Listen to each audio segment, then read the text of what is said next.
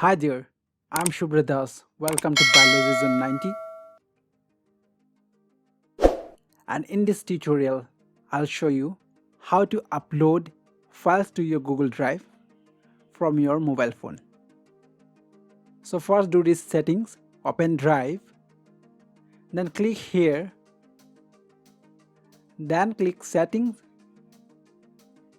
then turn off Wi-Fi setting.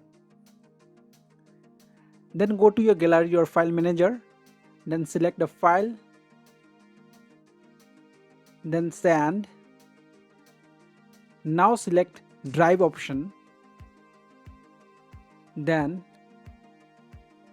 create a drive folder, rename it accordingly, then create. Now open it, then say select. Now click on save and you'll see the file will be uploaded. So these are uploading. Now go to your Google Drive. Then open the Google Drive. You can see the folder is created. Open the folder, you will find your files. Now go back. Near the folder 3 dot is available, click there.